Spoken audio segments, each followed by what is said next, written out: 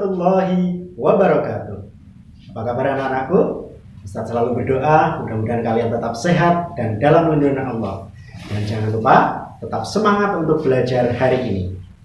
Nah, hari ini kita berjumpa lagi dengan Ustaz Arifin. Kita akan belajar tema 3, peduli terhadap makhluk hidup. Nah, kita belajar muatan pelajaran PPKN. Pembelajaran yang pertama, hak dan kewajiban dalam memanfaatkan tumbuhan dan hewan. Nah, sebelum dimulai, silakan disiapkan dulu buku bahan belajar daring. Bisa dibuka halaman 1 sampai 6, kemudian buku paket tematik tema 3 serta alat tulis. Nah, anak-anakku, sebelum kita mulai pembelajaran, kita awali dulu pembelajaran hari ini dengan bacaan basmalah. Bismillahirrahmanirrahim. Baik, kita masuk pada target yang akan kita raih hari ini. Nah, bisa dilihat saat langsung ke indikator yang mesti dikuasai anak-anakku semua. Hari ini ada 2 indikator.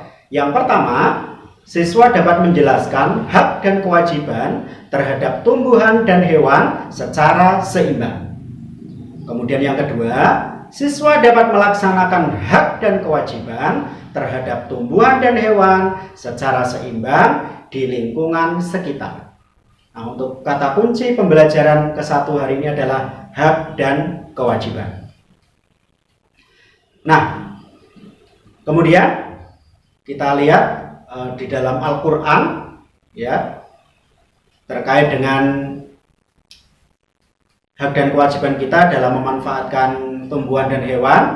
Ini yang pertama adalah di dalam surah Qaf ayat 9. Nah, Ustaz bacakan artinya. Dan kami turunkan dari langit air yang banyak manfaatnya, lalu kami tumbuhkan dengan air itu pohon-pohon dan biji-biji tanaman yang diketan. Nah, kemudian di surat An-Nahl ayat yang kelima, di situ Allah menyebutkan, dan Dia, Allah, telah menciptakan binatang ternak untuk kamu. Padanya ada bulu yang menghangatkan dan berbagai-bagai manfaat. Dan kamu makan apa yang dapat dimakan daripadanya. Nah, di dalam surah Al-Qaf ayat 9 dan An-Nahl ayat 5 ini, di situ membahas tentang pemanfaatan tumbuhan dan hewan. Mudah-mudahan kita bisa merenungi dan mengambil hikmah dari muatan Al-Quran tersebut yang kemudian akan kita bahas setelah ini. Nah, anak-anakku, hak dan kewajiban masyarakat dalam memanfaatkan tumbuhan. Nah, Indonesia sering disebut sebagai negara agraris. Mengapa? Karena sebagian besar penduduknya bekerja sebagai petani. Nah, memanfaatkan tumbuhan merupakan hak setiap warga negara Indonesia. Namun, hak tersebut hendaknya disertai dengan pelaksanaan kewajiban secara bijak. Dengan memanfaatkan tumbuhan secara bijak, berarti telah melaksanakan kewajiban secara bertanggung jawab. Berikutnya, kita bisa lihat sikap bijak dalam memanfaatkan tumbuhan. Yang pertama, memberi pupuk sesuai kebutuhan. Jadi tidak berlebihan ya. Kemudian mengairi tanaman secara rutin. Dan yang ketiga, kita bisa memanfaatkan hasil dari tumbuhan tersebut sesuai dengan kebutuhan kita. Kemudian contoh dari sikap tidak bijak dalam memanfaatkan tumbuhan. Misalnya yang pertama, menebang hutan secara liar. Yang kedua, mencabuti tanaman yang baru saja tumbuh. Kemudian yang ketiga, tidak melakukan reboisasi atau penghijauan kembali setelah penebangan. Nah, berikutnya anak-anakku, kita akan masuk pada pembahasan tentang hak masyarakat terhadap tumbuhan. Yang pertama adalah memanfaatkan hasil tanaman, misalnya buah, daun, getah, dan bunga. Kemudian yang kedua, menikmati keindahan bunga. Misalnya bunga mawar dan bunga melati. Bisa kita nikmati keindahannya. Dan yang ketiga, menikmati udara segar hasil dari fotosintesis tanaman. Berikutnya adalah kewajiban masyarakat terhadap tumbuhan.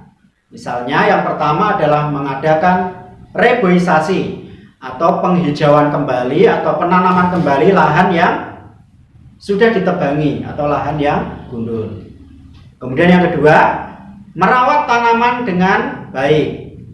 Yang ketiga, melakukan tebang pilih tanaman atau TPT, yaitu memilih tanaman yang sudah berusia tua dan sudah berukuran besar untuk ditebang, kemudian dimanfaatkan.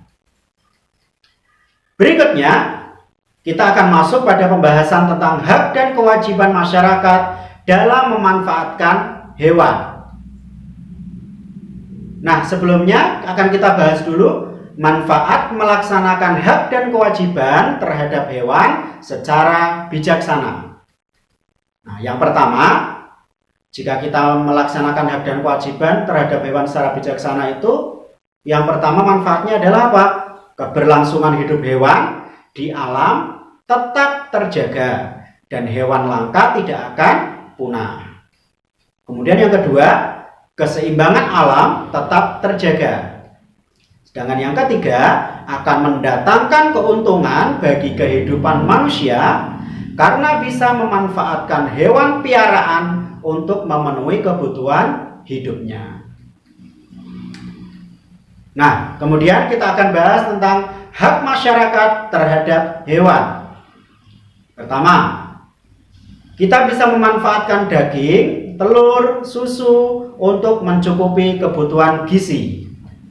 Yang kedua, kita bisa memanfaatkan tenaganya untuk alat transportasi atau pengangkutan. Sedangkan yang ketiga adalah memanfaatkan kulit atau bulunya untuk membuat barang kerajinan. Kemudian kita sampai pada kewajiban masyarakat terhadap hewan. Yang pertama, merawat dan menyayangi hewan piaraan. Kemudian yang kedua, menghindari pemakaian produk yang bahan bakunya dari hewan langka. Kemudian yang ketiga, melaporkan kepada pihak yang berwajib jika mengetahui adanya perburuan liar.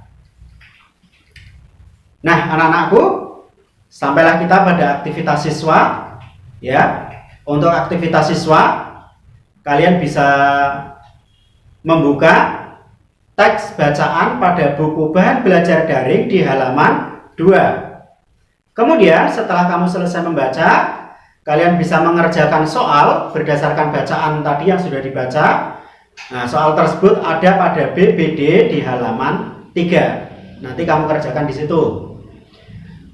Setelah selesai untuk aktivitas siswa tadi, kalian bisa melanjutkan dengan mengerjakan latihan soal pengayaan pada buku bahan belajar daring halaman 4 sampai 5. Dan yang terakhir, setelah kamu selesai mengerjakan latihan soal pengayaan tadi, silakan kalian boleh mengisi lembar capaian pemahaman materi atau LCPM pada buku bahan belajar daring halaman 6. Nah, baik anak-anakku, untuk hari ini pembelajarannya cukup sekian.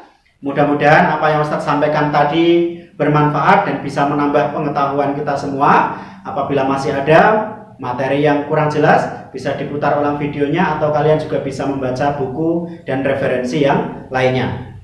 Baik, mari kita akhiri pembelajaran hari ini dengan bacaan hamdalah. Alhamdulillahirabbil alamin. Wassalamualaikum warahmatullahi wabarakatuh.